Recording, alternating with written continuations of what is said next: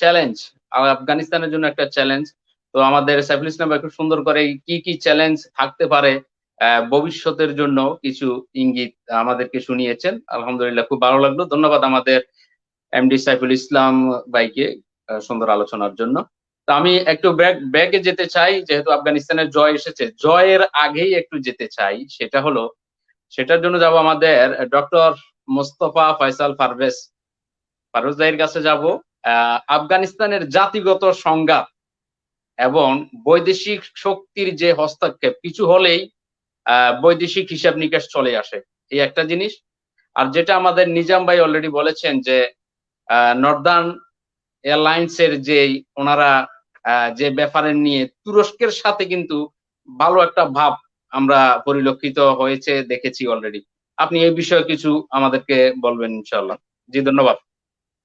জি, ধন্যবাদ প্রিয় মডারেটরকে। আমাদের দুইজন আলোচক অনেক চমৎকার আলোচনা করেছেন। আমাকে যে প্রশ্নগুলো করা হয়েছে, একটি হলো জাতিগত সংঘাত এবং বিদেশি শক্তি হস্তক্ষেপের বিষয়, আর একটি হলো নর্দার্ন অ্যালায়েন্সের সাথে তালেবানের যে সম্পর্ক, কিংবা আহ, এই তুরস্কের তুরস্কের। যে সম্পর্কটা, জি। সেই বিষয়গুলো নিয়ে আমি সংক্ষেপে কিছু কথা বলার চেষ্টা করবো। একটু ভিন্ন দৃষ্টিকোণ থেকেই আমি কথাগুলো বলতে চাই। জি। একটা বিষয় হলো, দেখেন, আফগানিস্তানকে বলা হয় হলো হার্ট অফ দা এশিয়া।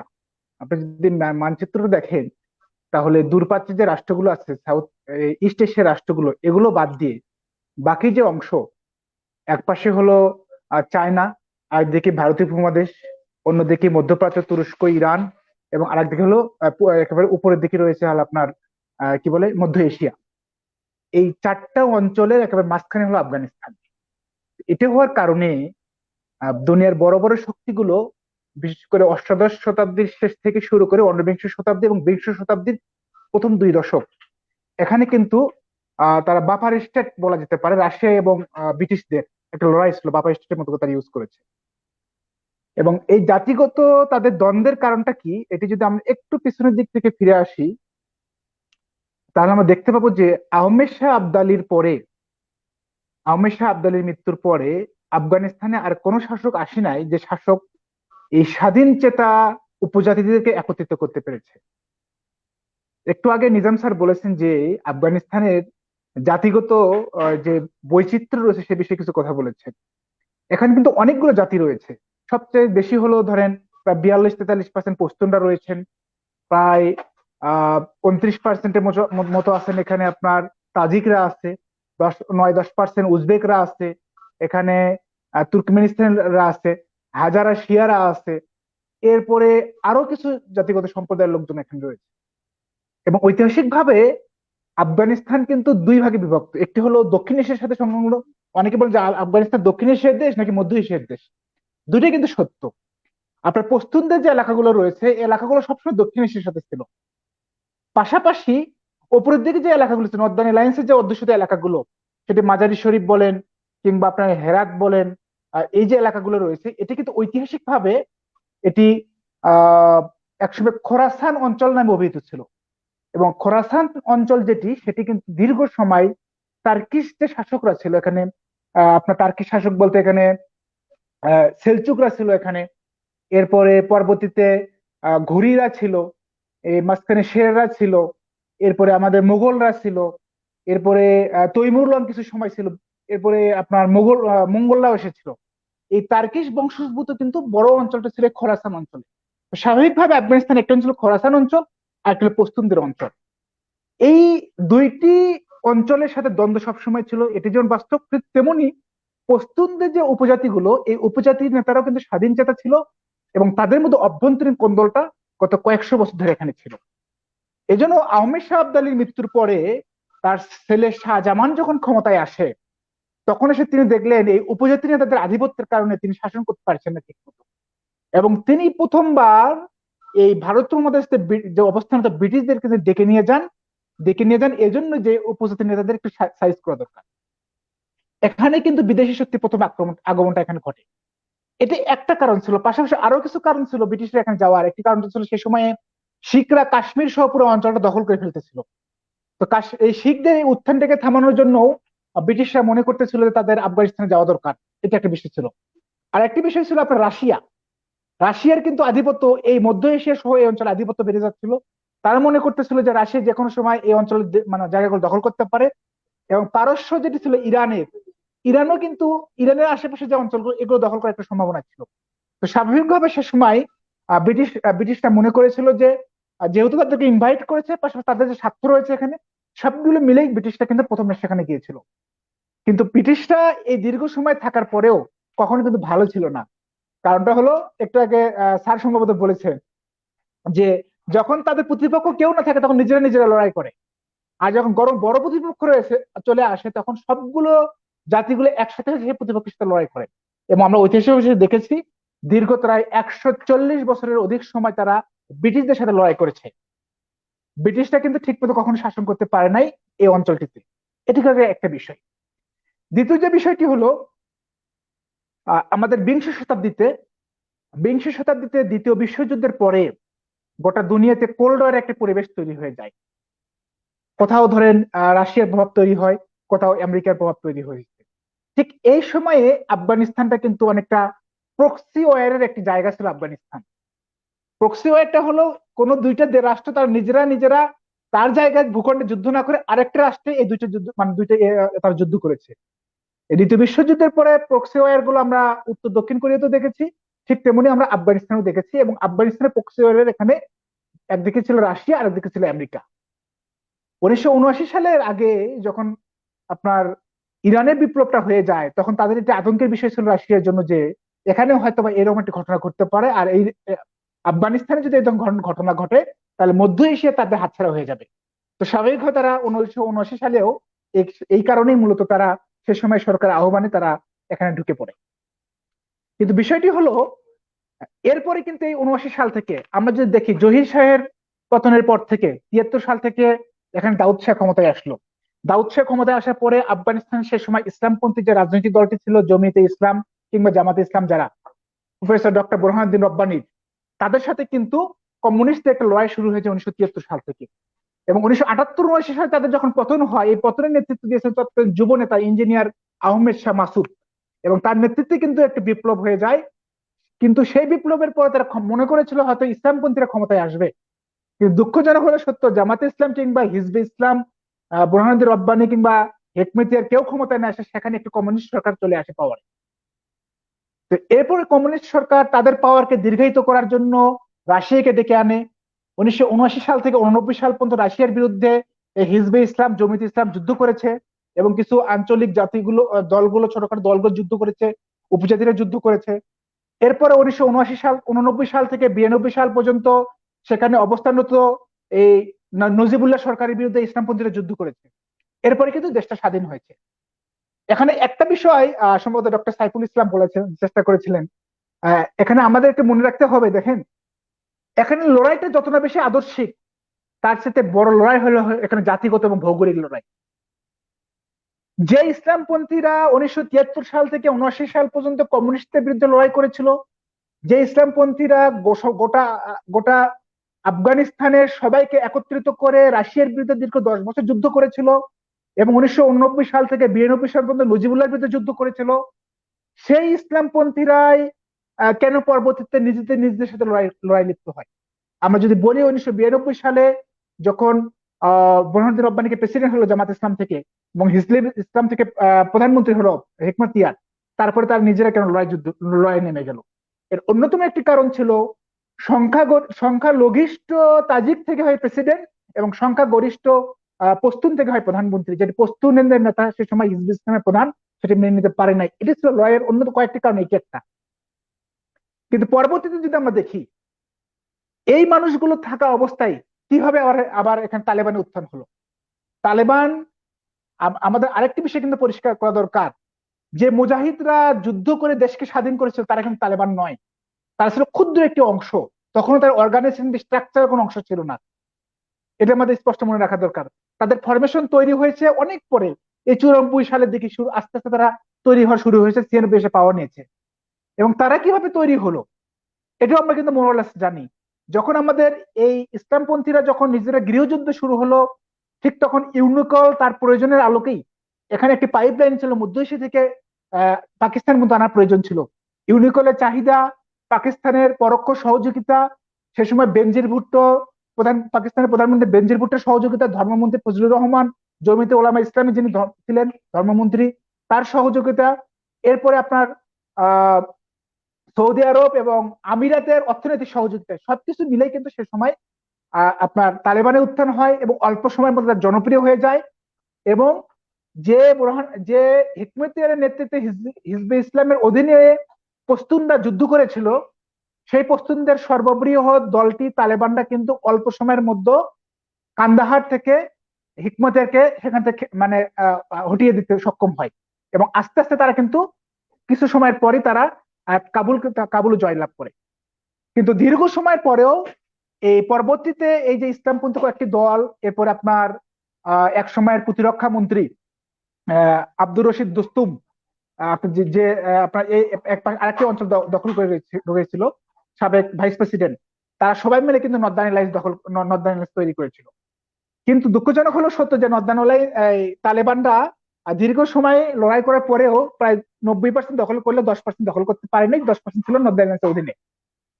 এবং একটি বিষয় 2001 সালের 11ই সেপ্টেম্বরের ঘটনার আগে, ঠিক 2 দিন আগে, তালেবানদের এখানে প্রত্যক্ষভাবে এটা বলা যেতে পারে আল কায়দা এখানে আহমেদ শাহ মাসুদকে হত্যা করে। এবং আহমেদ শাহ মাসুদকে হত্যা করার পরে তারা কিন্তু মনে করেছিল যে নর্দার্ন এলায়েন্স আর সামনে আগাতে পারবে না। এবং একসময় কিন্তু তার বোরহানুদ্দিন রব্বানীকেও তারা হত্যা করেছিল, আমরা যদি ইতিহাস দেখি। তো এটি হলো মূলত একটা দীর্ঘ সময়ের লড়াই। এবং এই লড়াইয়ে কিন্তু আমি মনে করি এখানে আদর্শিক কোনো লড়াই না, এই লড়াইগুলো জাতিগত লড়াই, এই লড়াইগুলো ভৌগোলিক লড়াই, এই লড়াইগুলো বিদেশি শক্তির খেলার একটি লড়াই। তাদের প্রয়োজনের কারণে খেলাগুলো তৈরি করেছিল তারা। এই বিষয়গুলোকে আমাদের মনে রাখতে হবে, কারণ এই মানুষগুলোই একদিন এই দেশকে স্বাধীন করেছিল, তারাই আজকে আবার তালেবানের বিপক্ষে গিয়েছিল। তো আমাদের ভৌগোলিক লড়াইয়ের কারণে মূলত আমি মনে করি যে এই খেলাগুলো হয়েছে। এবং বর্তমান সময়ে আমাদের সঞ্চালক একটি প্রশ্ন করেছেন যে তুরস্কের সাথে নর্দার্ন আইল্যান্ডসের একটি সম্পর্ক। হ্যাঁ, এটি ঐতিহাসিকভাবে সত্য যে তুরস্কের সাথে শুধু এরদোগান সরকার না, তার আগেও যারা ছিলেন সবার সাথে নর্দার্ন আইল্যান্ডসের বিশেষ করে যারা রাশিয়ার বিরুদ্ধে যুদ্ধ করেছিল সেই সরকারগুলোর সাথে তাদের কিন্তু একটি ভালো সম্পর্ক ছিল, ঐতিহাসিকভাবে ছিল, এখনো আছে। এবং আমি কয়েকদিন আগেও প্রেসিডেন্ট এরদোগান একটি বক্তব্য শুনেছিলাম যে তার সম্পর্ক কাদের ভালো ছিল, কাদের সাথে তিনি বলেছিলেন যে আমাদের সম্পর্ক ভালো বোরহানুদ্দিন রব্বানী ওলু, মানে বোরহানুদ্দিন রব্বানীর ছেলে সালাউদ্দিন রব্বানীর সাথে এখন সম্পর্ক ভালো, হিকমতের সাথে সম্পর্ক ভালো। এই কথাগুলো তারা বলেছেন, কয়েকদিন আগেও বলেছেন, আমি দেখেছি। তো এই বিষয়টি হলো এটা একটা কারণটা হলো নর্দার্ন আইল্যান্ডসে যারা আছে তারা কিন্তু মোরালেস সবাই তার্কিশ বংশোদ্ভূত। তার্কিশ বংশোদ্ভূত হওয়ার কারণে তাদের প্রতি একটা উইকনেস আছে। আমি তার্কিতে দেখেছি যে আমি যে এলাকায় থাকি এখানে আশেপাশে মোটামুটি প্রায় 50%-এর ওপর আফগান রয়েছে। বিশেষ গ্রামগুলো পুরো আফগানি নিয়ন্ত্রণে, কৃষি ক্ষেত্রগুলো সব আফগানি নিয়ন্ত্রণ। আমি যে এলাকায় আছি আঙ্কারায়, আমার এখান থেকে গ্রাম অঞ্চলের দিকগুলোতে সব আফগানের লোকজনের নিয়ন্ত্রণ। এবং তারা কিন্তু সবাই মনে হয় তার্কিশ ভাষা পারে। তার মানে হলো উজবেক আফগান ছিল। উজবেক আফগান, কিরগিজ আফগান, এরপরে আপনার তুর্কমেনের আফগান, এদের ভাষাগুলো কিন্তু তার্কিশ ভাষার কাছাকাছি, অনেক ডিয়ালেক্ট বা উপভাষা বলা যেতে পারে। তো স্বাভাবিকভাবে প্রায় 1.5 মিলিয়ন কিন্তু মাইগ্রেটেড হয়ে তারা তার্কিতে আছে গত 2 দশকে। তো এগুলো তার্কির এই বিভিন্ন কারণে তার্কির সরকারের একটা দুর্বলতা ছিল, বাট বাস্তবতা কিন্তু সবাইকে মেনে নিতে হয়েছে। আমরা দেখেছি প্রেসিডেন্ট এরদোগান কিন্তু শুরুর দিকে বলেছিলেন আমরা 500 সৈন্য নিয়ে এয়ারপোর্ট ছাড়বো না, কিন্তু পরবর্তীতে কিন্তু একটা চুক্তি হয়েছে, চুক্তির আলোকে ছেড়েছে। গতকাল একটা চুক্তি হয়েছে সর্বশেষ আমি দেখলাম, তার আলোকে হয়েছে যে এখানে কাতার এবং তুরস্ক মিলিয়ে এই এয়ারপোর্টটা নিয়ন্ত্রণ করবে, টেকনিক্যাল বিষয়গুলো দেখবে, পাশাপাশি সৈন্যরা এখানে নিরাপত্তা থাকবে, বাট এখান থেকে বের হতে পারবে না। বিনিময়ে তালেবান তাদের স্বীকৃতি চেয়েছে, এ ধরনের একটি আলোচনা কাছাকাছি চলে এসেছে। তো আমাদের আসলে সামগ্রিকভাবে যে আমরা চিন্তা করি, এখন কিন্তু একটা সময় ছিল যে তালেবানরা শুধু পশতুনরা তালেবান ছিল, কিন্তু এখন কিছুটা শ্রেণী চেঞ্জ হয়েছে। আমাদের এই উত্তর অঞ্চলগুলোতেও কিন্তু অনেক ডিস্ট্রিক্ট যেগুলো দখল হয়েছে সেখানে তালেবানরা অন্য জাতিগোষ্ঠী থেকে কিন্তু সেখানে গভর্নর দিয়েছে, এবং তালেবানদের নেতৃত্বেও কিন্তু অন্য জাতিগোষ্ঠীর লোকজন এসেছে। তো এসব কারণেও কিন্তু নর্দার্ন অ্যালায়েন্সের মধ্যেও কিন্তু ফাটল দেখা গেছে। যেমন নর্দার্ন অ্যালায়েন্সের সবচেয়ে বড় শক্তি জমিয়তে ইসলাম, জামাতে ইসলাম, সেখান থেকে বের হয়ে কিন্তু পশতুন জামাত যারা ছিল, পশতুন জামাতে ইসলাম নামে একটা রাজনৈতিক দল গঠন করেছে। তো স্বাভাবিক তাদের মধ্যেও কিন্তু কিছুটা ফাটল হয়েছে, মতনৈক্য তৈরি হয়েছে। এখানে একটা বিষয় স্পষ্ট যে আগের যে তালেবান এখনকার তালেবান এক নয়, বাট রাষ্ট্র ক্ষমতা যখন চালাবে তখন অবশ্যই তাদেরকে আরো বেশি বাস্তববাদী হতে হবে। তাদের যে ঋণ রয়েছে, এবং আমার কাছে মনে হয় আমেরিকা ছেড়ে চলে গেছে, কিন্তু America A B C D অনেক প্ল্যান রয়েছে। এই যে হামলাগুলো হলো গত কয়েকদিনে, খুব দুঃখজনক এবং অনাকাঙ্ক্ষিত ঘটনা, এগুলো অবশ্যই একটা খেলার অংশ। এগুলো কিন্তু খেলার অংশ। এই রাষ্ট্রগুলো হয়তো প্রত্যেকেও থাকবে, কিন্তু পরোক্ষভাবে তার নিয়ন্ত্রণ করবে, আবার হয়তো প্রত্যেকে চলেও আসতে পারে। এগুলো এখন তত তাড়াতাড়ি বলা যাবে না। বাট আমার কাছে যেটি মনে হচ্ছে সিমটম গুলো দেখে, এখানে আপনার চীনের উপদ্রব বলবো কিংবা অ্যাক্টিভিটিস বলবো, চীনের অ্যাক্টিভিটিস, চীন তো এক সময় শুধুমাত্র অর্থনৈতিক দিক থেকে, এখন তো রাজনৈতিক দিকে যাত্রা শুরু করবে। এখানে চীনের দৌড়াদৌড়ি যদি আমরা দেখি, রাশিয়া কিন্তু তাদের এমবেসি নিয়ে কিন্তু চলে যায় নাই, শুধুমাত্র আমেরিকা চলে গিয়েছে, ন্যাটোর রাষ্ট্রগুলো চলে গিয়েছে, ইন্ডিয়া চলে গেছে, তুরস্ক যায় নাই, রাশিয়া যায় নাই, চীন যায় নাই, পাকিস্তান যায় নাই। তো স্বাভাবিকভাবে এই শক্তিগুলো কিন্তু সবাই এখানে খেলবে, সবাই এখানে স্বার্থ নেওয়ার চেষ্টা করবে, সবাই এখানে রোল প্লে করার চেষ্টা করবে। এবং পাকিস্তান সর্বশেষ আমি যেটা দেখলাম গত কয়েকদিনে, এটি তো আসলে একটা ঐতিহাসিক বিষয় মনে করি। আমরা সবাই জানি যে হামিদ কারজাই হলো আমেরিকার পুতুল সরকার, কিন্তু এই হামিদ কারজাই এবং আব্দুল্লাহ কিন্তু সবাইকে নিয়ে একটা সরকার গঠন করার চেষ্টা করছে। এই আজকে হামিদ কারজাই একটু আগে এখানকে বলে নাই, আমি সেদিন দেখলাম যে হামিদ কারজাই হলো পশ্চিমদের দুরানি বংশের লোক।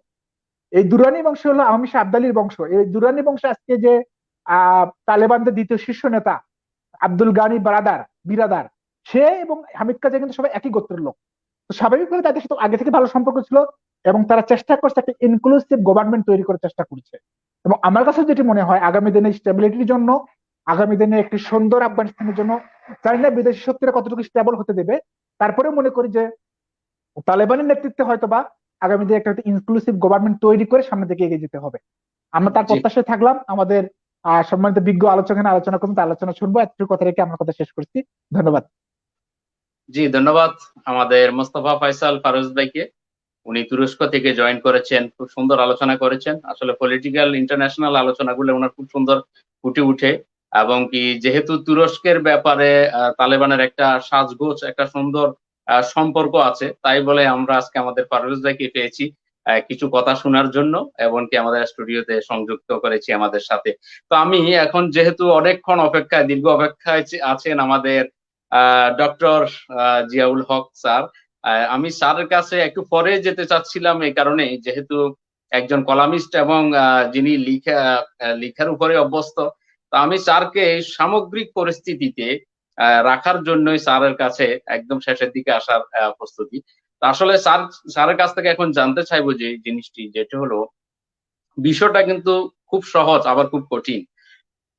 দীর্ঘ 20 বছর যারা শোষণ করলো, হঠাৎ করে তারা তাদের চলে যাওয়া, এবং কি তারাও জানে যেখানে তালেবানকে একটি সন্ত্রাস গ্রুপ বিশ্বের মধ্যে সাবমিট করার জন্য চেষ্টা চালিয়ে আসছে তারা আজকে 20টা বছর, হঠাৎ করে তাদের এই স্বাধীনতা ফিরিয়ে দেয়া, স্বাধীনতাকে হ্যান্ডিং করা, এবং কি তালেবান চাচ্ছে এখন 100% ইসলামিক কার্যক্রম চালু রাখা।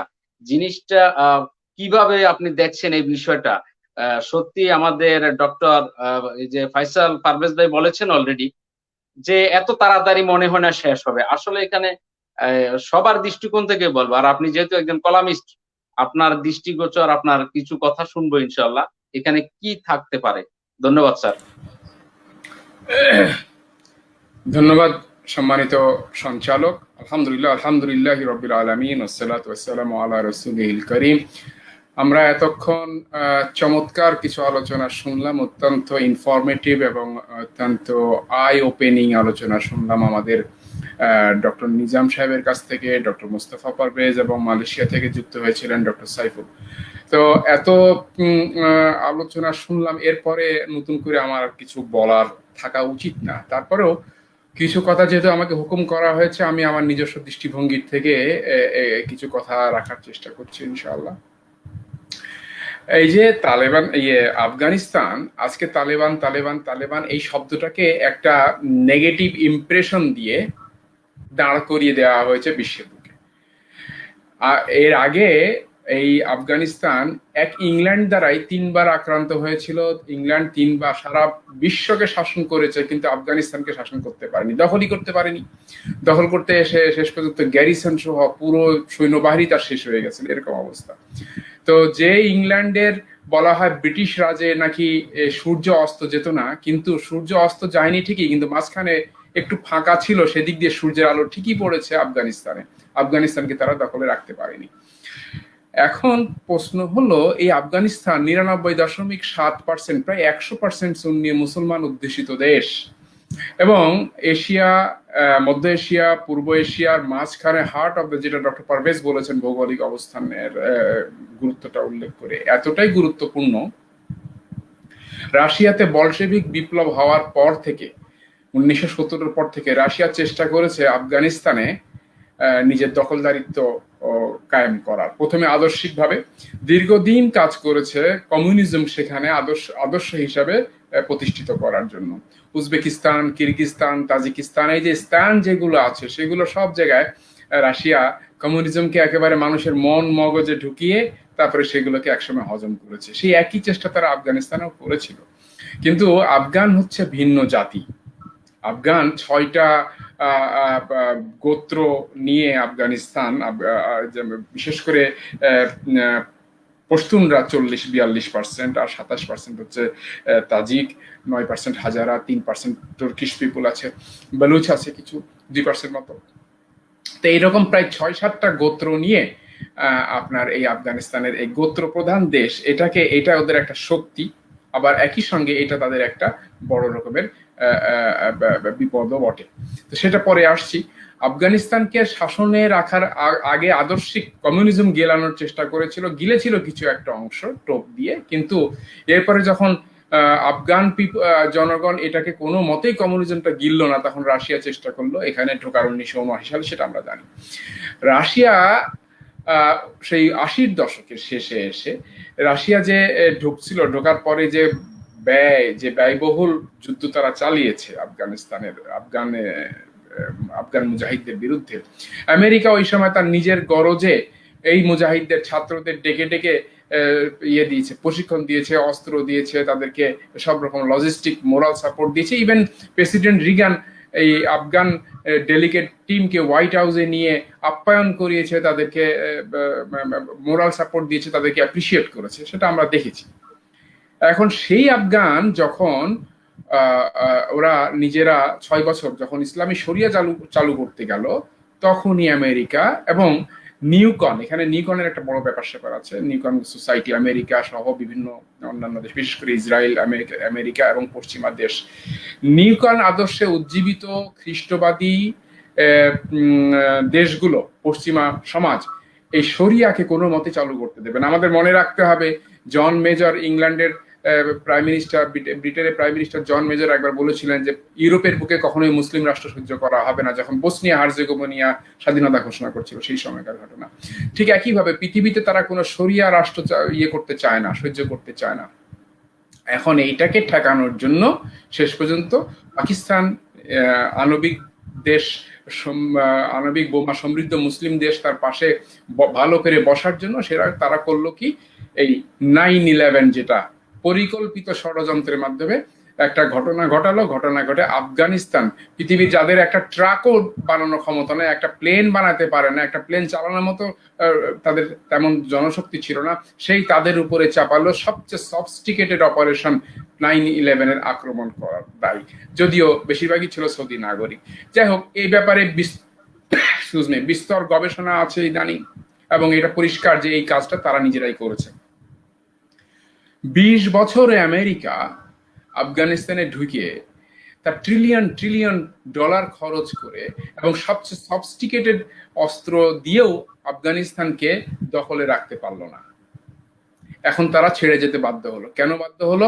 এটা ডক্টর পারভেজ, ডক্টর নিজাম বলেছেন, ডক্টর সাইফুলও বলেছেন। আমেরিকার দুটো কারণে, একটা হচ্ছে যে পশ্চিমা যে সৈন্যবাহিনী, জোটের যে সৈন্যদের প্রাণ হরণ হচ্ছিল, তারা যে নিহত হচ্ছিল, আহত হচ্ছিল।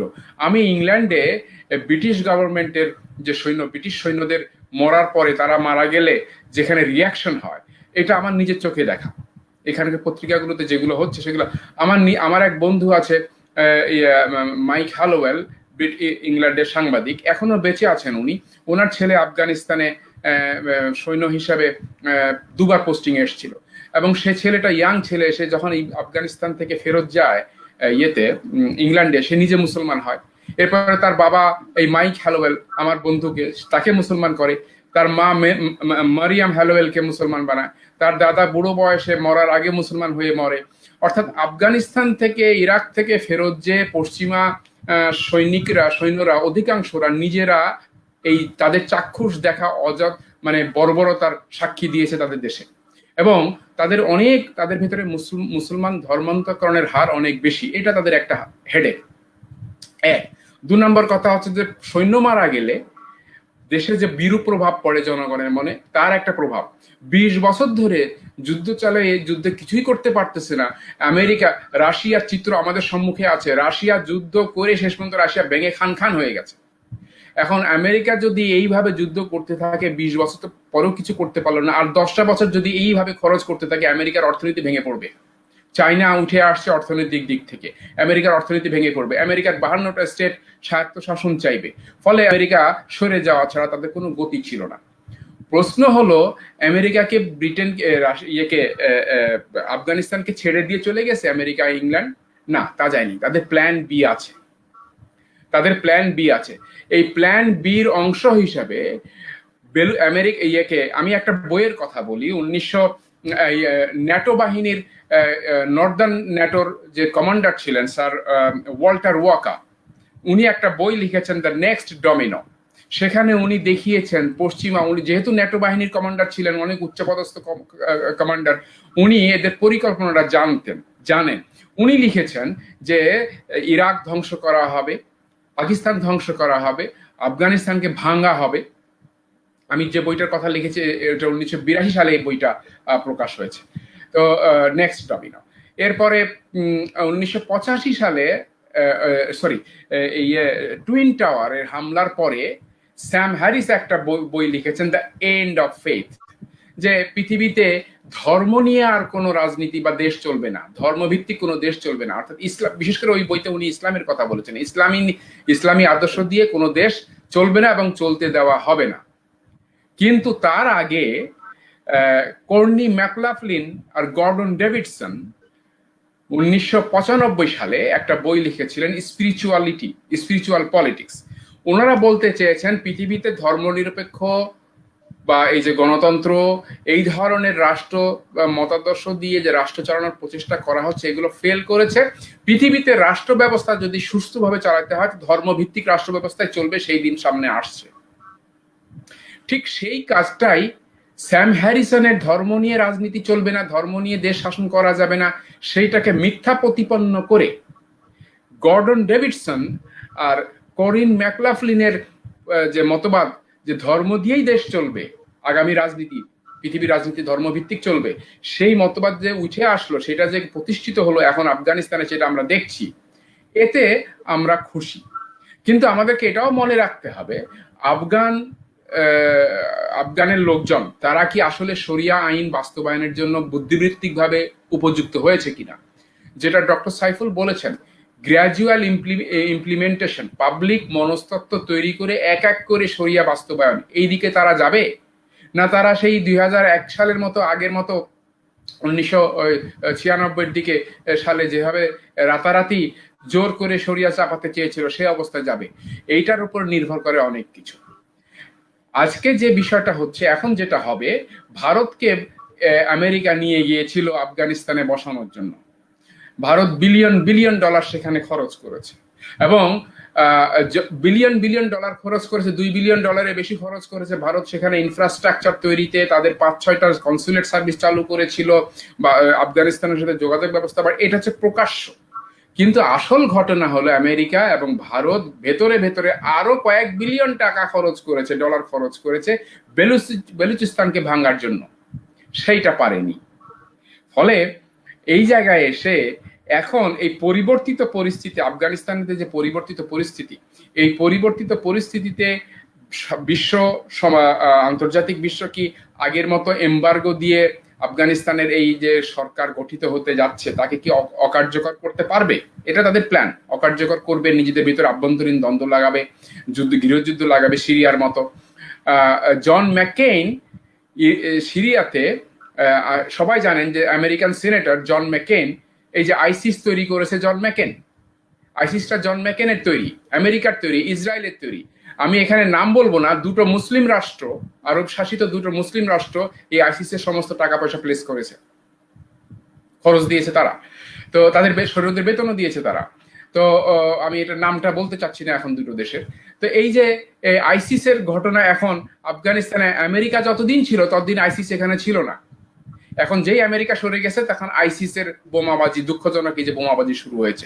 এটা আফগান বর্তমান যে নতুন সরকার তালেবানদের নেতৃত্বে বা কোয়ালিশন যেটাই হোক, এই সরকারকে আনস্টেবল করার একটা ষড়যন্ত্র। এটা আনফরচুনেটলি আমি বলতে বাধ্য হচ্ছি, আমার আশঙ্কা যে আগামীতে আমরা এটা আরো বেশি বেশি দেখব।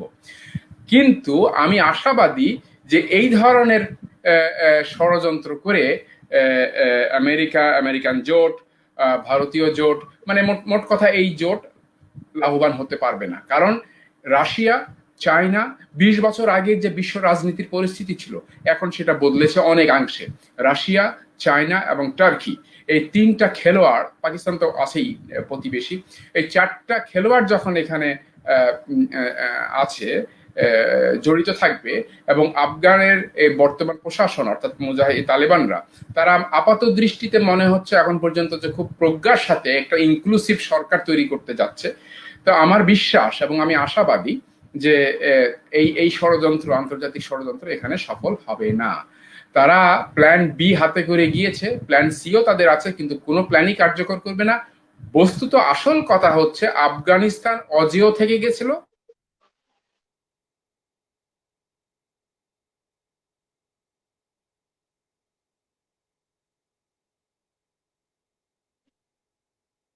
জি দর্শক শ্রোতা, আমাদের জিয়াউল হক স্যার খুব সুন্দর কথায় আমরা শুনছিলাম। জি নেট সমস্যা, জি এসে গেছেন স্যার।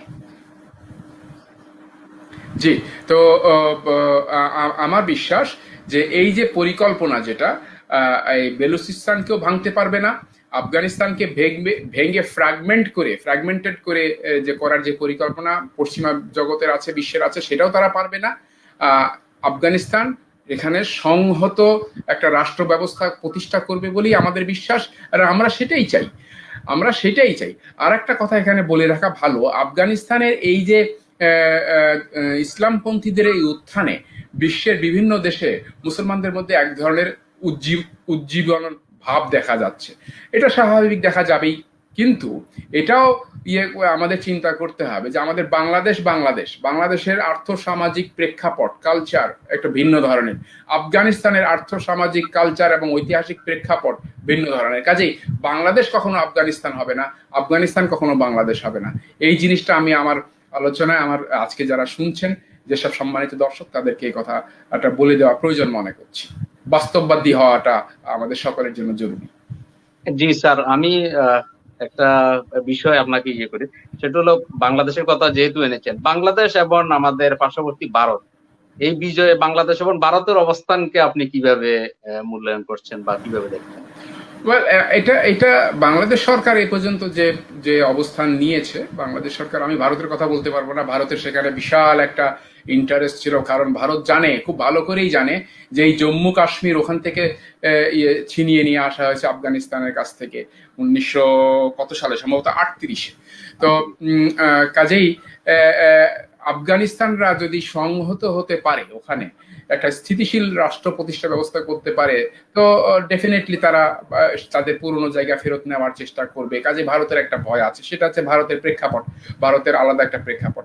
বাংলাদেশ, আমাদের দেশে ইসলাম এসছে আফগানি পার্শ্বিকদের মাধ্যমে, কাজে আমাদের একটা ঐতিহ্য আছে, ঐতিহাসিক একটা বন্ধন আছে। বাংলাদেশ সরকার পরিস্থিতি দেখে শুনে তার সিদ্ধান্ত নেবেন।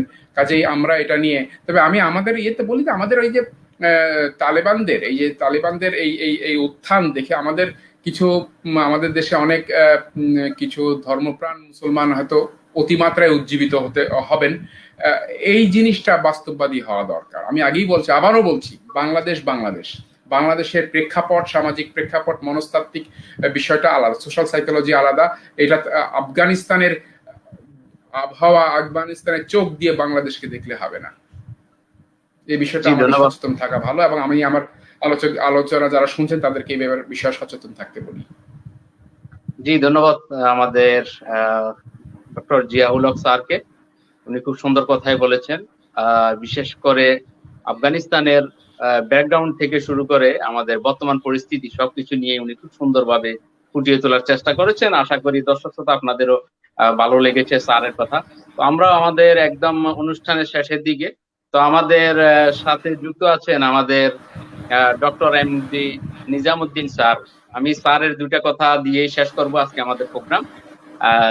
যে কথাটা স্যারকে বলবো সেটা হলো, এই যে এতক্ষণ আমাদের সাইফুল ইসলাম ভাইও বলেছেন এর আগে, এখন আমাদের জিয়াউল হক স্যারও বলেছেন, এই যে তাড়াহুড়া করে যে ইসলামিক ব্যবস্থা, ইসলামিক যে শাসন ব্যবস্থা, এই যে তাড়াহুড়া করে এখানে বাস্তবতা কতটুকু আসবে, যে অলরেডি আমরা দেখেছি তাদের আফগানিস্তানের গান বাজনা নিষিদ্ধ করা হয়েছে, বোরকা নিয়ে টানা হিচড়া শুরু হয়ে গেছে অলরেডি, অনেক কিছু নতুনত্ব দেখা যাচ্ছে। এই যে তাড়াহুড়া, এগুলো কিন্তু বিশ্ব খুব ভালোভাবে মানে খুব সূক্ষ্মভাবে দেখছে এই জিনিসগুলো। আমরা তো ইউরোপে আছি, আমাদের এখানেও বিভিন্ন জার্নালে যেগুলা নিউজ পেপারে আমরা দেখছি অলরেডি। ওই প্রেক্ষাপটে আমি বলবো এই তাড়াহুড়াটা কতটুকু আপনি আশাবাদী, এখানে আসলে কি সফলতা আসতে পারে? আপনার কথা দিয়ে আমাদের আজকের অনুষ্ঠান শেষ করবো। জি ধন্যবাদ। জি ধন্যবাদ। অত্যন্ত একটি গুরুত্বপূর্ণ বিষয়ে আপনি অবতারণা করেছেন। আসলে 1996 সালের তালেবান এবং 2021 সালের তালেবান এক নয়, এটা আমাদের কাছে অত্যন্ত পরিষ্কার হয়েছে। তাদের ম্যাচুরিটি, তারপরে তাদের বুদ্ধিমত্তার বিকাশ অনেক ঘটেছে, অনেক উন্নত হয়েছে, এটাও আমাদের কাছে অত্যন্ত পরিষ্কার। কারণ তারা আন্তর্জাতিক মহলকে যেভাবে অ্যাড্রেস করেছেন, যেভাবে তাদের সামনে উপস্থাপিত হয়েছেন, এটি অত্যন্ত আশাব্যঞ্জক। তবে একটা বিষয় খেয়াল রাখা আমাদের প্রয়োজন, যে এই দলটি বা এই গোষ্ঠীটি বা আফগানিস্তানের যে ধর্মভিত্তিক যারা আছেন, এরা বহুমাত্রিক শত্রুতার তারা শিকার। এর ভিতরে একটা অন্যতম হচ্ছে প্রচার মাধ্যমের শত্রুতা। আন্তর্জাতিকভাবে তাদের বিরুদ্ধে ব্যাপকভাবে অপপ্রচার এটি চালানো হচ্ছে। এটি বিভিন্ন ইন্টারেস্ট গ্রুপ রয়েছে, তারা এগুলো চালাচ্ছে। আমি বেশ কিছু রাষ্ট্র রয়েছে, অনেক কি বলে গোষ্ঠী রয়েছে, অনেক রাজনৈতিক মতবাদ, রাজনৈতিক দল রয়েছে, তারা এটা অনবরত চালাচ্ছে। সেই দিক থেকে যতখানি তালেবানকে সতর্ক থাকা উচিত ছিল, আমার কাছে অতখানি সতর্ক মনে হয়নি। 2 নম্বর বিষয় যেটি হলো, সেটি হলো যে একটি দেশ বিজিত হয়েছে বা স্বাধীন হয়েছে অথবা বহিঃশত্রুকে হটিয়ে দিয়েছে, সেখানে যত লোক এই সংগ্রামে বা এই যুদ্ধে অংশগ্রহণ করেছে, সবাইকে অল্প সময়ের মধ্যে নিয়ন্ত্রণ করা এটি কঠিন। কোথায় কি কে কি বলছে, কোথায় কে কি ঘটাচ্ছে, কোথায়, এখন তো সব হচ্ছে একেবারে ক্যামেরার চোখে সব, কোথায় কোনটা ধরা পড়েছে, এই সবগুলো হয়তোবা সেখানকার কর্তৃপক্ষ, সেখানকার রাষ্ট্র সেটা করছে না, কিন্তু কেউ করছে যেটা তাদের নামে চলছে। আমি সবকে অবস্থা বলছি না, সবকে মিথ্যা প্রচার আমি বলছি না, কিন্তু এরকম ঘটনাও ঘটছে।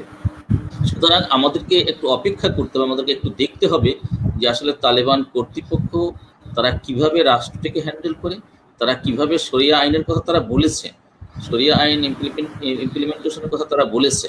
বাস্তবেই তাই, শরিয়া আইন কখনো চাপিয়ে দেওয়ার জিনিস না, শরিয়াই হচ্ছে মোটিভেশনাল ওয়ার্ক। আসলে মোটিভেশন করে আল্লাহ রসুল সাল্লাল্লাহু আলাইহি ওয়াসাল্লাম করেছেন, খোলাফায়ে রাশিদুন করেছেন, এবং যুগে যুগে যেখানেই ইসলামী রাষ্ট্র যেখানে হয়েছে সেখানে এভাবেই হয়েছে, মানুষের মন জয় করেই হয়েছে। সেদিকেই তালেবানকে দৃষ্টি দিতে হবে। তবে আবারও বলছি যে আগের থেকে তারা অনেক ভালো অবস্থানে রয়েছে। 96-এ তারা যখন এসেছিল, তাদের ভিতরে আসলেই অনেক ত্রুটি বিচ্যুতি ছিল এবং অনেক আন্তর্জাতিক ষড়যন্ত্র শিকার তারা হয়েছিল। এবার আমাদের কাছে আশাব্যঞ্জক দিক হচ্ছে যে আগেরবার যে সমস্ত রাষ্ট্র তাদেরকে স্বীকৃতি দেয়নি, বিরোধিতা করেছিল, তারা কমপক্ষে অনেকেই এবার চুপ আছে। আশা করছি যে পর্যায়ে পর্যায়ে তারা যদি ভালো করে, তাহলে একটা আন্তর্জাতিকভাবে তারা স্বীকৃতি পাবে। বহু রাষ্ট্রের স্বীকৃতি তারা পেলে তাদেরও স্বস্তি হবে, তাদেরও ভালো লাগবে। তো এই জন্য সর্বশেষ আমার যে কথাটি, সেটি হচ্ছে যে ইসলাম যেখানেই কায়েম হবে, ইসলামী শরিয়ত যেখানেই কায়েম হবে, যারা এই আন্দোলন করবেন, যারা এই কাজ করবেন, তাদেরকে খেয়াল রাখতে হবে যে জনগণের কাছাকাছি গিয়ে, জনগণের মন জয় করে, জনগণকে মোটিভেট করে, জনগণের মন মগজের পরিশুদ্ধ ঘটিয়ে তাদের এটি করা উচিত। এটা চাপিয়ে দেওয়ার জিনিস না, এটা বিপ্লব অথবা লাঠি অথবা অস্ত্রের কোনো বিষয় এটি নয়। জি ধন্যবাদ। জি ধন্যবাদ আমাদের ডক্টর মোহাম্মদ নিজামুদ্দিন স্যারকে। ধন্যবাদ দর্শক শ্রোতা, আজকে আমাদের সাথে আপনারা যারাই ছিলেন এতক্ষণ পর্যন্ত ধৈর্য ধরে, আপনাদের সবাইকে, আর সাথে আমাদের চারজন গেস্ট আমাদের সাথে ছিলেন, অলরেডি আমাদের সাথে এখনো 2 জন আছেন। খুব ধৈর্যের সাথে আসলে এতক্ষণ বসে রাখা মানে অনেক কষ্টের বিষয় বলবো। তা আমাদের আজকে অনুষ্ঠানে আসার জন্য আমি কৃতজ্ঞতা প্রকাশ করছি আমাদের মেহমানদেরকে। সাথে আছেন আমাদের এখনো পর্যন্ত ডক্টর জিয়াউল হক স্যার এবং ডক্টর মোহাম্মদ নিজামুদ্দিন স্যার, আপনাদের দুজনকে ধন্যবাদ জানাচ্ছি আমাদের আজকের স্টুডিওতে গুরুত্বপূর্ণ কিছু যৌক্তিক কথা উপস্থাপন করার জন্য আমাদের দর্শক শ্রোতাদের উদ্দেশ্যে, ইসলামিক ক্যাম্পাস টিভির ভাই বন্ধু যারাই আমাদের সাথে যুক্ত আছেন তাদের উদ্দেশ্যে।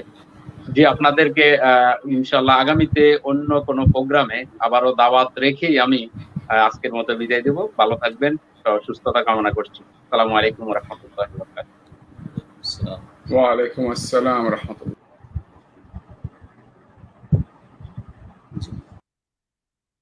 জি, ধন্যবাদ দর্শক শ্রোতা, আপনারা যারা আমাদের সাথে এতক্ষণ পর্যন্ত ছিলেন, আপনাদের সবাইকে আবারও কৃতজ্ঞতা প্রকাশ করছি আপনাদের সবার প্রতি। আজকে আমাদের আফগানিস্তানের এই বিজয় এবং কি স্বাধীনতার পটভূমি নিয়ে আমাদের আজকের এই আলোচনা। আসলে স্বাধীনতা রক্ষা করা যেমন কঠিন, তার চেয়ে আরো কঠিন স্বাধীনতাকে ধরে রাখা। তো আমি আজকে আর আপনাদের সময় নষ্ট করব না, আজকের মতো এখানে বিদায় নিব। আমাদের ইউটিউব চ্যানেলটি সাবস্ক্রাইব করে নেবেন, আর সমসাময়িক বিষয় নিয়ে আবার আপনাদের সাথে উপস্থিত হব। আমাদের ইসলামিক ক্যাম্পাস টিভি ইতালির বারে সিটি থেকে সম্প্রচারিত হয়ে আসছে, আর আমি আলাউদ্দিন মোহাম্মদ আছি আপনাদের সাথে সব সময়ের মতো ইনশাআল্লাহ। আল্লাহ যতক্ষণ সুস্থতা রাখেন আছি আপনাদের সাথে। এই বলে আজকের মতো এখানে বিদায় নিব। সবাই ভালো থাকবেন, সুস্থ থাকবেন। আসসালামু আলাইকুম ওয়া রাহমাতুল্লাহি ওয়া বারাকাতুহু।